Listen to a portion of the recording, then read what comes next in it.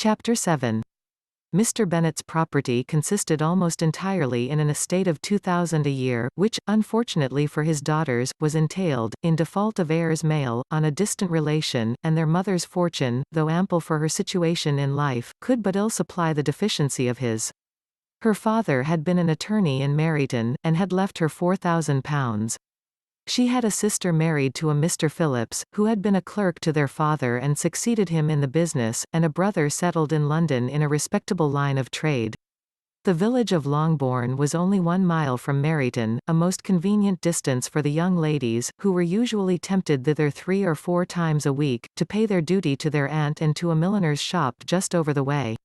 The 2 youngest of the family, Catherine and Lydia, were particularly frequent in these attentions. Their minds were more vacant than their sisters', and when nothing better offered, a walk to Meryton was necessary to amuse their morning hours and furnish conversation for the evening, and however bare of news the country in general might be, they always contrived to learn some from their aunt.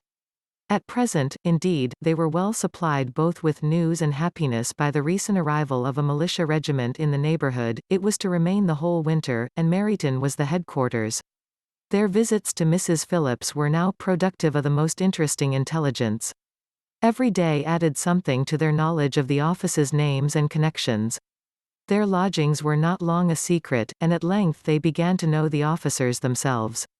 Mr. Phillips visited them all, and this opened to his nieces a store of felicity unknown before. They could talk of nothing but officers, and Mr. Bingley's large fortune, the mention of which gave animation to their mother, was worthless in their eyes when opposed to the regimentals of an ensign. After listening one morning to their effusions on this subject, Mr. Bennet coolly observed, "From all that I can collect by your manner of talking, you must be 2 of the silliest girls in the country. I have suspected it some time, but I am now convinced." Catherine was disconcerted, and made no answer, but Lydia, with perfect indifference, continued to express her admiration of Captain Carter, and her hope of seeing him in the course of the day, as he was going the next morning to London. "I am astonished, my dear," said Mrs. Bennet, "that you should be so ready to think your own children silly. If I wished to think slightingly of anybody's children, it should not be of my own, however. If my children are silly, I must hope to be always sensible of it. Yes, but as it happens, they are all of them very clever. This is the only point, I flatter myself, on which we do not agree. I had hoped that our sentiments coincided in every particular, but I must so far differ from you as to think our 2 youngest daughters uncommonly foolish. My dear Mr. Bennet, you must not expect such girls to have the sense of their father and mother. When they get to our age, I dare say they will not think about officers any more than we do. I remember the time when I liked a red coat myself very well, and, indeed, so I do still at my heart, and if a smart young colonel, with 5 or 6,000 a year, should want one of my girls I shall not say nay to him, and I thought Colonel Forster looked very becoming the other night at Sir William's in his regimentals."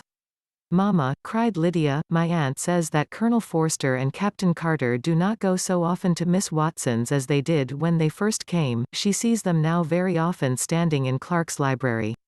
Mrs. Bennet was prevented replying by the entrance of the footman with a note for Miss Bennet. It came from Netherfield, and the servant waited for an answer. Mrs. Bennet's eyes sparkled with pleasure, and she was eagerly calling out, while her daughter read, "Well, Jane, who is it from? What is it about? What does he say? Well, Jane, make haste and tell us, make haste, my love." "It is from Miss Bingley," said Jane, and then read it aloud.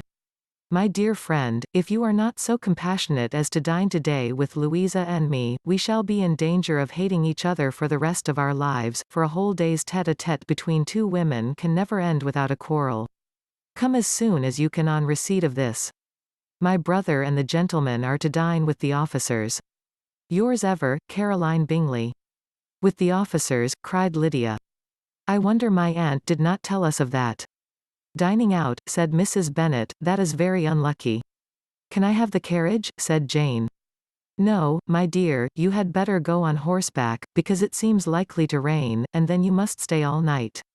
"That would be a good scheme," said Elizabeth, "if you were sure that they would not offer to send her home." "Oh, but the gentlemen will have Mr. Bingley's chaise to go to Meryton, and the Hursts have no horses to theirs.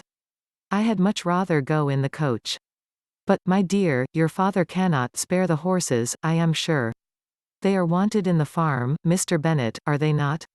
They are wanted in the farm much oftener than I can get them. But if you have got them today, said Elizabeth, my mother's purpose will be answered. She did at last extort from her father an acknowledgment that the horses were engaged. Jane was therefore obliged to go on horseback, and her mother attended her to the door with many cheerful prognostics of a bad day. Her hopes were answered. Jane had not been gone long before it rained hard. Her sisters were uneasy for her, but her mother was delighted. The rain continued the whole evening without intermission. Jane certainly could not come back. This was a lucky idea of mine, indeed, said Mrs. Bennet more than once, as if the credit of making it rain were all her own. Till the next morning, however, she was not aware of all the felicity of her contrivance. Breakfast was scarcely over when a servant from Netherfield brought the following note for Elizabeth: My dearest Lizzie, I find myself very unwell this morning, which, I suppose, is to be imputed to my getting wet through yesterday. My kind friends will not hear of my returning till I am better. They insist also on my seeing Mr. Jones, therefore do not be alarmed if you should hear of his having been to me, and, excepting a sore throat and headache, there is not much the matter with me. Yours, etc. Well, my dear, said Mr. Bennet, when Elizabeth had read the note aloud, if your daughter should have a dangerous fit of illness, if she should die, it would be a comfort to know that it was all in pursuit of Mr. Bingley, and under your orders. Oh, I am not afraid of her dying. People do not die of little trifling colds. She will be taken good care of. As long as she stays there, it is all very well. I would go and see her if I could have the carriage. Elizabeth, feeling really anxious, was determined to go to her, though the carriage was not to be had, and as she was no horsewoman, walking was her only alternative. She declared her resolution. How can you be so silly, cried her mother, as to think of such a thing, in all this dirt? You will not be fit to be seen when you get there. I shall be very fit to see Jane, which is all I want. Is this a hint to me, Lizzie, said her father, to send for the horses? No, indeed, I do not wish to avoid the walk. The distance is nothing when one has a motive, only 3 miles. I shall be back by dinner. I admire the activity of your benevolence, observed Mary, but every impulse of feeling should be guided by reason, and, in my opinion, exertion should always be in proportion to what is required. We will go as far as Meryton with you, said Catherine and Lydia. Elizabeth accepted their company, and the 3 young ladies set off together. If we make haste, said Lydia, as they walked along, perhaps we may see something of Captain Carter before he goes. In Meryton they parted. The 2 youngest repaired to the lodgings of one of the officers' wives, and Elizabeth continued her walk alone, crossing field after field at a quick pace, jumping over stiles and springing over puddles with impatient activity, and finding herself at last within view of the house, with weary ankles, dirty stockings, and a face glowing with the warmth of exercise.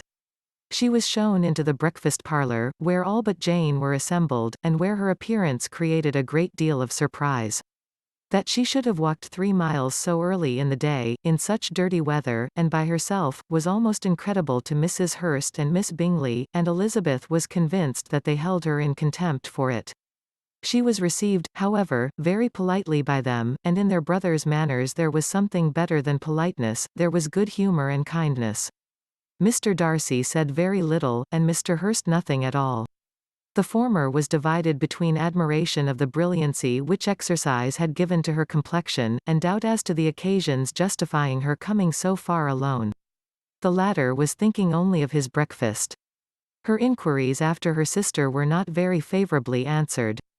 Miss Bennet had slept ill, and though up, was very feverish, and not well enough to leave her room.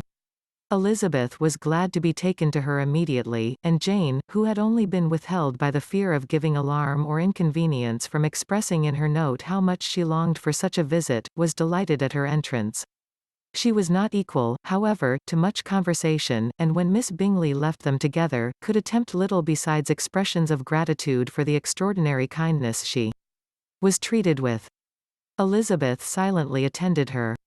When breakfast was over they were joined by the sisters, and Elizabeth began to like them herself, when she saw how much affection and solicitude they showed for Jane. The apothecary came, and having examined his patient, said, as might be supposed, that she had caught a violent cold, and that they must endeavour to get the better of it, advised her to return to bed, and promised her some draughts. The advice was followed readily, for the feverish symptoms increased, and her head ached acutely. Elizabeth did not quit her room for a moment, nor were the other ladies often absent, the gentlemen being out. They had, in fact, nothing to do elsewhere. When the clock struck 3, Elizabeth felt that she must go, and very unwillingly said so. Miss Bingley offered her the carriage, and she only wanted a little pressing to accept it, when Jane testified such concern in parting with her, that Miss Bingley was obliged to convert the offer of the chaise to an invitation to remain at Netherfield for the present. Elizabeth most thankfully consented, and a servant was dispatched to Longbourn to acquaint the family with her stay and bring back a supply of clothes.